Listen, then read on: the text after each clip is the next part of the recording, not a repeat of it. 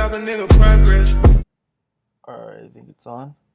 So yeah, today we're gonna be going over our second setup, which is gonna be a reversal sort of setup. So it's gonna be the head and shoulders pattern. It's a specific way to trade it, right? So yeah, we'll just get on into it. We'll start with this. We'll start with this trade idea over here for your GBP. So this is your GBP trade to hold trade idea, and just to get the essence of it, we can see that this is Monday, this is Tuesday, this is Friday, this is Thursday. So you can see that Thursday price came up, grabbed liquidity off this weekly level, it pulled back to this daily area, also sort of like a minor demand area, and from here it made like a double bottom and flew up once again, broke up, grabbed liquidity once again above this weekly area, formed this doji, and it fell back, right? So then there's still no trade over here. It's like it's still very indecisive. So you can see that Thursday we grabbed liquidity, Friday we grabbed liquidity, and then we had our final like natural push down, and we made a lower low, indicating that we're sort of changing direction, right? And but even if this lower low wasn't made, even if we just stopped this neckline, it's fine as well, right? But yeah, it is what it is. So then we made our shoulder, we made our head, and we came down, and then finally on Thursday we were accumulating price in this area, right? So that's why it's a reversal pattern.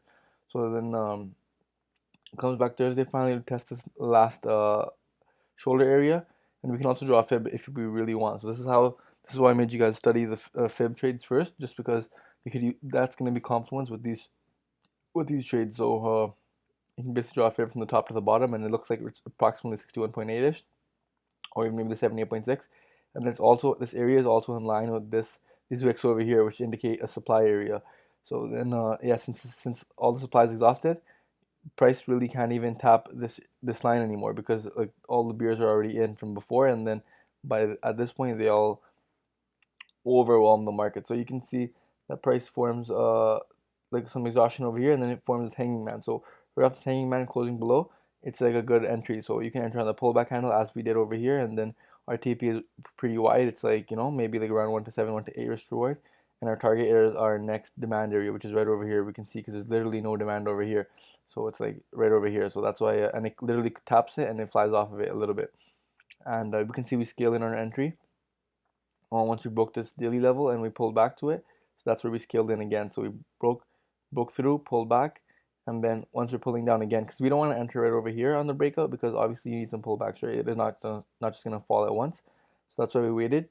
We made this wick area, went up, and then it closed this big bearish engulf on the H1, and then we entered on the continuation. So once this type of thing happens, I usually have like maybe a sell stop order, or even I'll do a manual entry and then have my stop above structure, and we can see what happens. The price literally flew off, or even like once again, you could have entered over here again when price came back, made like a tweezer tops, made an engulf, and you could enter it off this, which is stops above this area, and yeah. And my risk reward for the second trade has to be at least 1 to 2. It's not as serious as the first one where I'm looking for at least 1 to 5. So overall, this trade would have netted you around 1 to 7 plus, so 1 to 5 from the original and 1 to 2 minimum. But like obviously with these stops, it would have been around maybe 1 to 10 risk reward you would have gathered from this trade. So yeah, that's what is a clean trade, and they basically hit TP by the end of Wednesday. So Monday, Tuesday is like an early week reversal, and then boom. So let's just go through what it says. The big picture is HNS. So this is an old trading form, but yeah, it's still it's still pretty good. The big picture is H1 HNS. The macro pattern is the M30 HNS and ABCD. So ABCD was for this, and then even for this, like the 61 point there. So yeah, so the M30 hanging man closed below the H4 zone, which was right over here. So yeah, M30 closed below H4 level on the right shoulder, and I held it. So the intuitional feeling was reversal was forming a large range to fill to the downside, lots of downside potential with minimum upside risk. So yeah, of course, this was worth the entry. I took one tier initially, and then sized the tier 3 at the break. And yeah, so yeah, the only thing to review the trade for me was to wait for TP to smash instead of scaling out when price slows down. So maybe around here I started scaling out, but you could easily wait for TP to smash because there's literally no reversal. That's the first setup. Let's go to GJ. So you can see this is GJ head and shoulders pattern. So we can see it on this looks cleaner on the maybe smaller time frame. So it's like a shoulder pattern, but it's not super clean, but it is still a pattern. So you can see the daily was we were catching a wick. It was a fade off the H4. You can see some H4 exhaustion forming, and we could even draw the fib from the top of the daily here to the bottom. So then this was right up to 61.8, or like slightly right above it. And then on the H1, you can see we had this big ass evening star form. Price exhausted came up, and then once again price exhausted from this hanging man. This is where I was entering, and from there you just wrote it down. And if you go in the 5 minute, this is the 5 minute. You can see this is our first shoulder area. We made our head area, made sort of like a minor time frame reversal. But once we came up, we could not break through. One tap, two tap, third tap, and then we just fell. But after the second tap, my trade was validated due to this over here. So this hanging man form, this angle form. So I entered it right off that. And then from there we had a bit of a drawdown, and then it just flew. And then I closed the TP right around here just because it was a counter trend reversal and it was NFP week as I said. So that's why I closed it early. You can see our trading environment is trending on the higher time frame, accumulation distribution the small time frame. It's a fade trade, and then the macro pattern was H and S. So we can see the M1 H1 M30 exhaustion that happens. Like the H1 exhaustion is seen by this hanging man, as well as on the M30 you can see this hanging man once again, and then this second candle as well, sort of like an exhaustion type of candle, and then yeah, you can enter off those. What else it says? Yeah, so H for doji. We can see the time of entry. The H4 was doji exhausted, so that shows another confluence. And yeah, that's about it. And then you can just read the rest on your own. And then yeah, our short was 1 to 5, but we closed it earlier just because it was NFP. And this is our second trade idea. This is for gold. So this is basically a higher time frame HNS pattern. So I would say don't focus on these for now. Rather, like just focus on smaller time frame HNS, because these are going to take longer to play out, takes more discipline and stuff like that. And since I'm studying to be an intraday trader, this won't be as effective necessarily because it takes a lot, sometimes usually more holding for these type of trades. Not always, but sometimes, right? And it takes more time to play out because suppose you enter like shoulder, head, shoulder. Suppose you enter off here, you might have to wait a whole day, or if you enter off this, you might have to wait like 2 days for your TP targets to be hit. And sometimes they might not even be hit. Like in this case, they weren't hit. We just scaled out because of rejection. So we can see daily as forming these HNS patterns, sort of exhaustion over here. Same thing with the H4. You can see the shoulder head, the shoulder area, and we had a sort of a bull rally, and then broke below, right, to this demand zone, and then we exhausted, and then we scale in even lower. The H1, we can see price came, and then I entered basically after 30 minute. So this is the right shoulder, and then it's basically the right shoulder of the H4, but you can't really see it that cleanly over here. Over here, it's like a triple tap of trend line. So price came down. I need this big bull run. This is a very major demand area. So once price came back, you could see that once this doji formed, this one showed me like, okay, we might be buying, right? But I had no confirmation. Once this one formed, that gave me the confirmation, and literally on the pullback, that's when I entered. This small time, no. So yeah, when the pullback happened, I entered right over here. I literally caught this entry, right? And so even if you didn't catch this entry, even if you waited for this second candle to do like sort of angle of the doji, you could have entered off that. Put your stops below here, you still get 1 to 5 reward. So you could enter off that, and you would have like minor drawdown, but whatever. Snipe this entry, so enter right over here. So price came up, consolidated a bit, and I believe during London it broke above, and it pulled back, right? So I don't remember the exact time of the entry, but I'll say later. But I think it was maybe around like 1 to 4 a.m. sometime like that. So once price pulled back, tapped this H4 zone, pulled back, and then formed this exhaustion. Oh, and they showed me there's a lot of volume trapped over here, right? So price came back, grabbed this volume once again. So then that's what I entered. I was waiting for a break above. So once price literally broke above, I had a stop order, and it literally picked up my stop order, and it flew.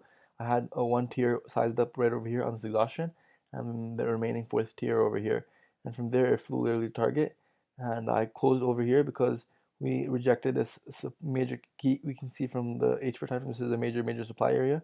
So price literally tapped up and literally formed some exhaustion, tap and fly. So it's literally a big engulf over here, engulf on the 30 minute and the H1.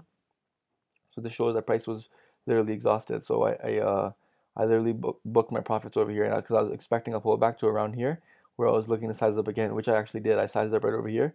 You can't see it on this time frame, but you see it on this time frame and on this one. So I did get stopped out on this last entry, but it's good that I booked profits because I was simply risking my profits, right? So I was already up maybe like 1 to 4 ish from this trade, 1 to 3 ish from this trade. So I was up around 1 to 6, 1 to 7, I believe. And when price came back, I basically gave up 1 hour, so that's fine. So I was still up for the trade in case it did continue all the way to my actual target over here, which it did not. It literally reversed all the way below. So yeah, that was a trade idea. And then don't worry about this. We'll go over this stuff later. Um, um, so yeah, you can see the first timing was around 12:42 p.m. Eastern. We closed the trade at 1 to 5. Yeah, the second entry was at London. So that was the manual entry. That was this manual entry based off this exhaustion. And the third entry was the stop order that we had that you can just see from right here. So once price pulled back, came down, I had my stop order right over here because I knew once it breaks above this zone again, it has to fly up and fill the liquidity over here or potentially even here. But this was the minimum, and then it literally broke through, so that's why I didn't close. And yeah, that was what it was. And then I closed all my trades at the same time, 10 a.m., 10 a.m., 10 a.m. Once I seen the exhaustion form right around here. And yeah, the third entry was like slightly after, right after I closed when it came back around 10:45. I entered because I seen this big doji, 30-minute doji. Like even on the H1, you can see these big ass candles. So I was entering somewhere around here, but it was not clean. Like even this doji happened over here as well. I think I forgot exactly where I entered, trying to get a sniper entry, but yeah, it didn't go my way, but it is what it is. So yeah, the overall environment was trending on the small time frame, accumulation distribution on the higher time frame, daily doji. Uh, it was so the macro pattern was the HN4 HNS, H4 HNS, excuse me, and yeah, so the entry confirmation was the the M30 exhaustion, the M30 BNR, and then it was a CTL retest. So this is don't even about the CTL retest, just know that's it's like ABCD retest, and yeah, so then the second entry was based off the H1 M30 exhaustion, but don't even worry about the second entry, just focus on the first entry for now, for which the confluence were the M30 exhaustion on this TL retest, so counter trend line retest. So it literally came back. We had a trend line right over here, broke above, showing bull movements, pulled back, exhausted, and then we entered. Yeah. So then the sizing, everything was on point. Initial tiers, and yeah. So they hit 1 to 7 TP area. But the risk reward for the actual trade was 1 to 12.5. Had it hit all the way to this area, which it did not, but luckily we closed here and we weren't greedy. And you can see the daily made a wick off this, so that's a really good close. And yeah, this is the gold HNS pattern. And now we'll cover the NSD JPY HNS pattern. So we can see we have a shoulder here. Price was literally in a bull run for a long time, and then on this day you can see these daily splits. So we can see we're in a bull run, and then mid around New York session this day we started falling. We kept falling into the rollover, and we literally kept falling right around I believe around Londonish. So at Londonish we formed like a bottom, but this is like a risky entry, right? You're fading it, but we can see we have a shoulder area over here. We flew up through London, and then we started pulling back near the end of London. So we can see like right around New York yeah, actually, right around New York session, we started pulling back, so I didn't enter around New York.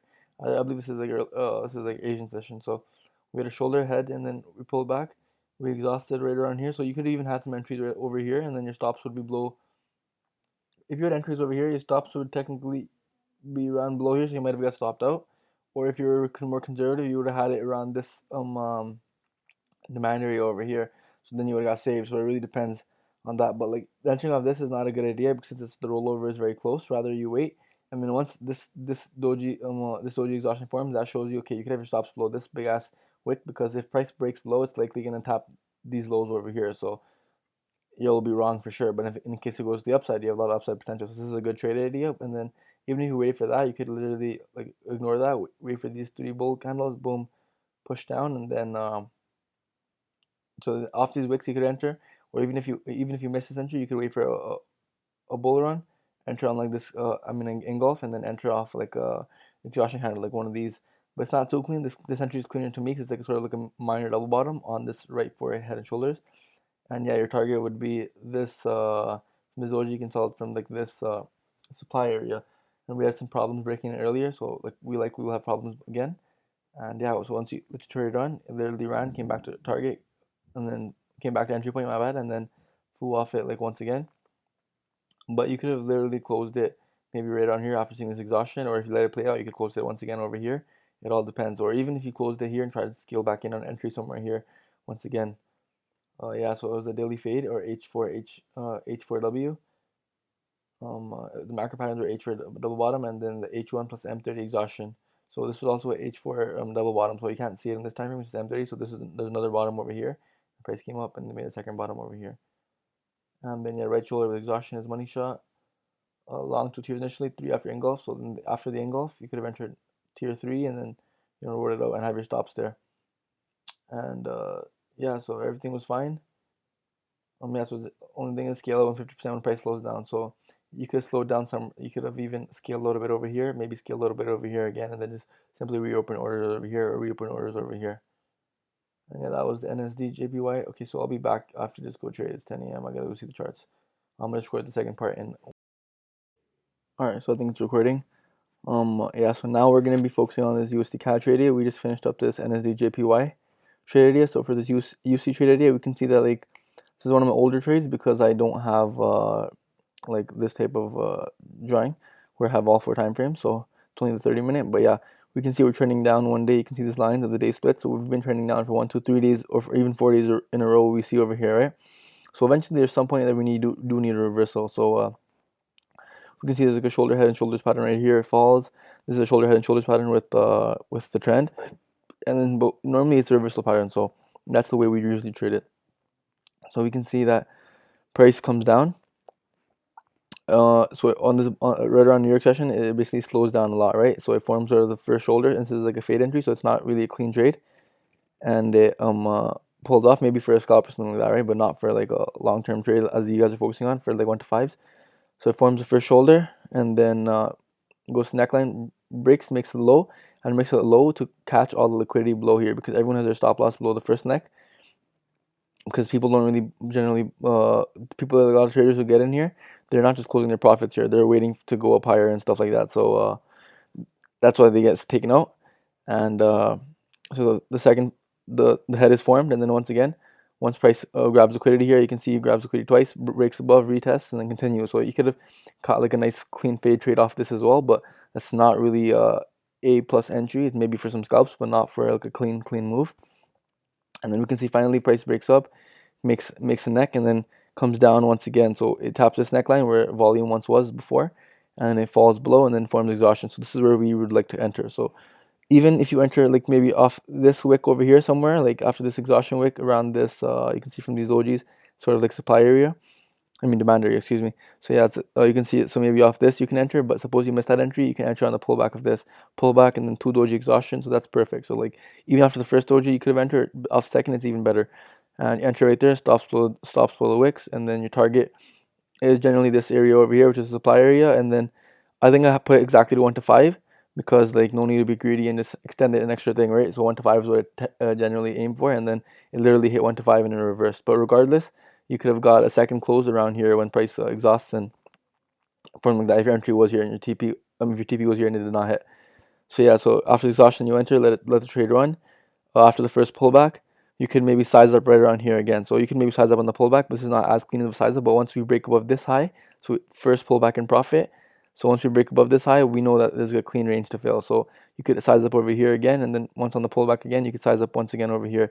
So go to tier 3 over here, and then on the pullback, go to tier 4, and then ride it out to TP. As we can see, it was a daily doji, which formed a morning star later on. So the macro pattern was H1 M30 H1 M30 HNS, as we can see over here, and then yeah, don't worry about this. Don't worry about this yet, and just focus on the HNS pattern. That's all you need really. And then so yeah, the technical analysis was the H1 M30 exhaustion. So we can see exhaustion forms around here on the M30. So this is 2 dojis. It was definitely a doji on the H1 as well. And then yeah, so intuition was the H1, like the HNS pattern, and then plus exhaustion. Don't worry about this for now. And then yeah, so our TP was at H1 supply, and this was an example of HNS. So now let's just find some live examples. So we'll see from these charts. Let's go to GJ. There's like a counter trend trade that was valid over here from earlier this week. I was looking at. So we can see over here once again, like market is trending up, trending up, trending up. You can see it's trending up on Monday, trending up. So it's been trending up for a while, right? And then we're basically looking for a reversal. So we can see that like the market was trending up, made our first shoulder, came back down, made a head pattern, and this is where I entered. This was like this is one of my other trade confluences. We're gonna cover that next, but not right now. And so off the weekly high, it made some exhaustion, and we entered off that. And I scaled out over here because of exhaustion, but we're not. This is not the trade we're focusing on today. We're focusing head and shoulder, so that's what we're gonna look at. So the shoulder pattern, head, and then once again, this is a supply area, so it came back. It made another pattern. So since this was a counter trend, it did not continue all the way through as we expected it to because it was a counter trend. And like there's a big bullish price, so that's why we scale out over here, and then we could basically scale out over here. If it breaks below, comes back again, we can scale back into our position. So that's how I like to manage my trades. And then Yeah, so we can see they did not play out, but regardless, you would have got some good risk reward, maybe 1 to 3, maybe 1 to 4. Like target would have been 1 to 5, but even if you scaled in, you just got 1 to 2 for the day, that's fine, right? You have this plus maybe some other positions as well. So let's go look at some other pairs. Let's look at NSDJPY. Let's go to this one. So yeah, so we'll look at some head and H4 patterns. Let's see if there's any. I mean, what do you mean there's any? There's for sure some, but let's find out where they are. Yeah, so this time frame is not super clean for HNSs. So we've been in a very, very bullish run for quite a bit now on a lot of these pairs, but we can see over here, right over here, it's minor HNS. So we can see we've been trending up high, high, high, and then price makes its first shoulder, pulls back, once again breaks above. So this is like our neckline area, right? This is a neckline actually, but this is like the shoulder area. So we can see price breaks above, and then it breaks, and it fails to stay above it. So it comes back below, tests the area once again. So it made our first shoulder, made our head, and this is like a minor time frame head and shoulder. So shoulder, head, and then like a shoulder. They may come all the way down to the neckline. This one did come, like suppose you waited and you entered on this neckline, you would have had maybe a trade, and then you would basically probably have like a very tight stop. Like suppose you entered off this trade, you could have your stop like after off the doji you entered, put your stop right above structure, based off the left, so like right above this area somewhere here. So maybe like right over there, like 12 pips. And then yeah, your target would be like somewhere here, like maybe this doji serves as a very key demand area. You can see it lines up with the left side as well, so that's pretty smooth. So maybe you have a TP at 1 to 5 right around here, but luckily because price breaks below, and then once you're up 1 to 1.5, you put your trade to break even. So 1.15, I'll have my trade break even. So this would be a break even trade, but regardless, it's a good entry, right? And we're just looking for good entries. And then another pattern that actually formed was you can see since the trend is up, when the reversal forms with the trend, it's usually a higher confluence. So we can see we're just trending down to the counter trend that's happening, and we form our first shoulder over here, a second shoulder over here, and we can maybe even make a small time frame trend line. Just get a quick visual. And we can see once we break, so we make a shoulder head, and then once we make a break above, we come back, test our neckline. It also lines up with this key demand area, and we can basically enter off this exhaustion. So exhaustion forms right around New York session. That's perfect. And then literally after this doji candle, you could enter anywhere off of these. Put your stop right below structure, maybe around the same size stop loss, like around 12 pips, and then have your targets around around the nearest supply area, so 1 to 5. So literally like that would like literally lined up nearly perfect with this area right here. But one thing I do like to do is once the trades are like flowing in profit, like maybe right around here, I'll put my stop to break even, and I'll extend my TPs, and then I'll basically maybe even use ADMA, and I'll just trail my stop. So like trail my stop on a small time frame. So I'll basically where the hell did I go? Oh God, gotta find that now. All right, yeah. So maybe around 15 minutes. So I'll even trail my stop. So then we can see like this is New York session. So I'll usually wake up around. So yeah, at this point I wake up around 3 p.m. my time. So I'll be letting it run at this time, and then let it run, and then right around London, I'll look at it again. So at London, if there's really no reversal, I'll maybe just put my stops. Like I'll just let it run, to be honest, through London, and then when I wake up again around New York, we can see what happens. So like right around here, I'll be up again, and I'll see price made a bull rally, and then that's the point that I'll extend my TP maybe around London or even around there. Like suppose we extend it around London, like right around here, might put my stops below the structure area over here, below this wick over here, and maybe like right over here, secure maybe around like what was it 12 pips? So this was maybe 1.1. What is this? So yeah, maybe around 1.15 risk reward, and then wake up again around New York session. So then that's why I'll secure even more profit. I'll maybe put it below these wicks over here, and then once we have this bull rally up, I'll move it. I'll adjust it over here, and then eventually I will close. Like if I see a lot of exhaustion, but like oftentimes I'll keep on scaling it in. So once consolidation goes up again, I might even scale it in right over here. So then that way, like, even if it would have stopped me right over here, but regardless, like I still caught more. Rather, my target was over here. I literally caught like an extra chunk. I caught like an extra like 40%, 30% just from this move over here, and then likely it would have been higher if I waited for exhaustion. And yeah, that's a good example of this. Let's look at another pair. Let's look at I won't trade this pair, but we'll just look at it anyways. We'll look at it. We'll look for H1.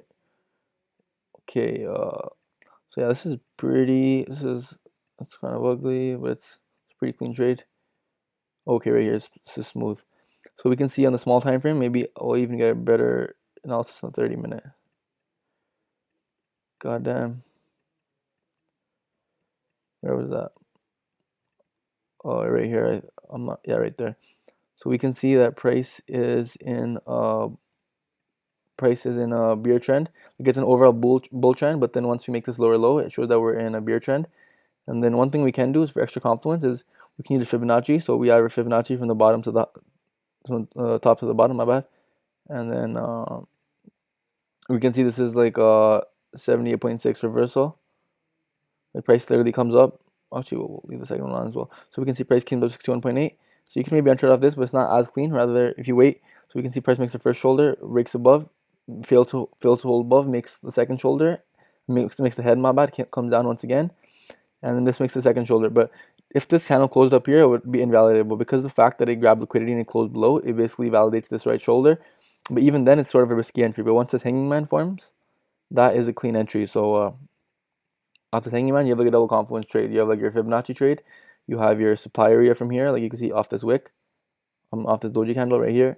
That's a clean supply area, and we could see price fails to break above it, rejects 78.6, grabs all the liquidity, and right after this hanging man, that's you get your entry confirmation. Put your stop above the wick, so maybe even around like 18 pips. That's pretty good. 8.1 pips. That's fine. And yeah, your target could be this demand area, or even this one looks even cleaner. The sphere first, your target number one. And then obviously you can do the trailing stop technique. And I don't usually try to get it for 1 to 5. So 1 to 5, this would be perfect. I would basically most likely be scaled out and then maybe scale back in if I need to. But yeah, so then this trade runs. It's right around your session, perfect. And yeah, you let the trade run to TP.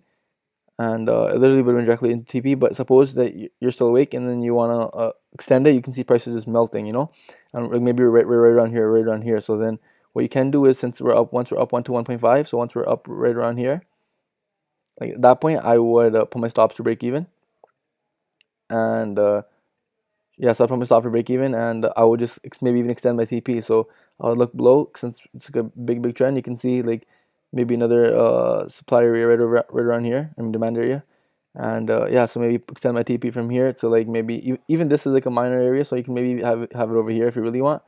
But like yeah, just if I'm extending TP, I might as well extend it to like a major area, because even if it's over here, I can manually close it if it comes back to my original TP area, right? So then yeah, that way you extend your TP, and you can see this area was literally tapped to the T. Price flew off of it and then came back and then smashed it once again and then continued down. But yeah, so that's a good first trade example. Another one right over here. It's like a minor time frame. Head and shoulders, again, you may see your shoulder makes shoulder over here, head over here, shoulder. Since it's very close together and it's not as separated and as spread out, it shows that it's like very volatile. So that's why the move won't be as clean as it shows. So we can see shoulder, head, shoulder. It's like it's whiplashes. But yeah, you could enter off this, but I would try to scale in or scale out of it pretty quite fast, maybe within a couple hours at most, or even taking it as like a minor scalp. Like not really a scalp, because I'm trying to get at least 1 to 1, 1 to 3, 1 to 4. But like scalps, a lot of these guys go for like 0.03 R and stuff like that. So don't consider that a scalp. Like I consider at least 1 to 1 minimum. But like generally, I'm always aiming for 1 to 5. But like I will close my position as a scalp if need be, post exhaustion, or if it's counter trend, which it is in this scenario. So I'm not gonna really show this trade because it's not that clean. Just keep going right. Yeah, right here again. It's another decent pattern. So we can see we make our first shoulder right around here. We break above, make our head, and then we come back, and then we make a new lower low. So we could have stopped this neckline, but we didn't. It was literally like this demand area right over here. So we literally stopped hunted below it, and then we came back up. So this shows that once it closes above, that this was literally a stop line, and it's not just trending down. So then once price comes back up, we can see that there's a supply area right over here from this doji candle. And we can see the shoulder area, so it doesn't always have to be exactly clean. And then we can even add a fib on it just for extra confluence. And we can see that price literally came up, made her head, came out of the neckline, and then once again pulled back. And then so you might not have exact clean entry right over here because it's still quite bullish. But once price breaks below, it comes back and exhausts right around here, exhausts around the neckline again. So over here would be a clean trade idea, and you could literally just, even if you enter somewhere late over here, like suppose you entered over there off this close below the neckline, that's fine as well. Put your stop right down here, maybe around like 21 pips, right? And yeah, your target could be 1 to 5. So then in this scenario, your target would not have been hit, like 1 to 5, which also seems to line up with this demand area right over here, right? So then you can see that like your target would not always be hit, but like once we're up 1 to 1.5, so once we're up right around here, I put my stops to break even. So once we're there, I put my stops to break even, and I let the trade run. And once I see exhaustion, I would close the trade. So maybe I see exhaustion right around here, around Asian, so I might close the trade and then look to scale back in maybe somewhere later on. But this is so like potential exits could have been right over here because you're not always just waiting for TP to hit because you're gonna see a lot of times like you might miss TP by a couple of pips. So obviously you want to wait for exhaustion. So right over here, you could have maybe closed it. But suppose you don't, you're still in the trade. Once you see these dojis, you can see that the price is going to continue. So you could even scale in over here, right? And then suppose you miss this scale in, price pulls back, comes back, forms this hanging man. So you could even scale in once again. But once you see a lot of like doji exhaustion, like this over here, this is like an optimal point to get out because it's literally telling you, hey, like, I can't break below, I can't break below, I can't break below. And then at that point, you get out. And then suppose you even miss that point, you're greedy, you're waiting, and then it goes up once again. The same thing happens. So it comes, this is like, this has formed a demand area, you can see, and the price comes, literally falls, grabs liquidity from here again. So once this happens, this is another exit point. But suppose you miss this on this bullish engulf, you should at least exit, right? So you'll at least secure 1 to 2 profit right around that, and yeah, your trade will be safe. But that's how you basically want to trade it because you're not always going to be hitting CP to the T. Um, um and let's go through one last trade example. Let's look at USD. Actually, we'll look at Euro 80. Fuck, I don't trade this pair either, but I'm down to look at it for jokes. A lot of these patterns are valid on a lot of pairs, so perfect. Yeah, that's a good example. So we can see that we're in a bull trend, bull trend, bull trend, and let's even put the sessions breaks on it. So we can see that we're in a bull trend for like a few days, right? And then, so on this particular day, we can see we make our shoulder right around like Asian, and then we make our head, so we can make our neckline right over here, and then we can see we make our head right around New York Open. So we make our head, and then price grabs liquidity and falls below. So this is not that much of a clean entry, and so it's our shoulder, our head, and then just to make things more clear, let's just put these marks on. So that's our shoulder and our head right over here. So you can maybe even enter these trades off other confluences, but today we're focusing on the head and shoulders confluence. So this is what we're going to be waiting for. Shoulder at shoulder. So for this trade, you can also use, once again, use Fibonacci confluence. Put your fib from the top to the bottom. And then, so this trade is particularly maybe 50 fib, yeah. So it's a 50 fib trade. So like I don't generally trade these on their own, but like with confluence, this is fine.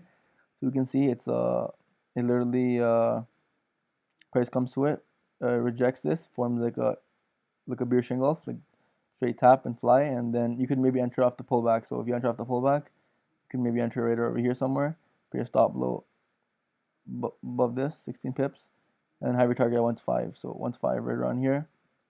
You can maybe have it even lower at like this sort of demand area, but I target 1 to 5. So that's why it's like it's quite smooth. It's like literally you would have got out and it would have been not too much worries. But nonetheless, once you see exhaustion, so maybe around here you could have even exited. Like it might be short of TP, but it's better to be safe than sorry. So you could have exited over there. And then once price forms this low, suppose you extended your TP, you put your stop to break even once you're around 1 to 1.5. So suppose your target was like now here, around this demand area. So once price forms like price basically formed like a bottom right around off this. So we can see that like price came, pull back. So then if this continues, like once price breaks here, you can put your stops right above here. Because if this is going to continue, price should not come to this zone, right? It should not. And if it does come, you want to get out. So that would be locking in around like 1 to 4, 1 to 3.8 risk reward, nearly 1 to 4, right?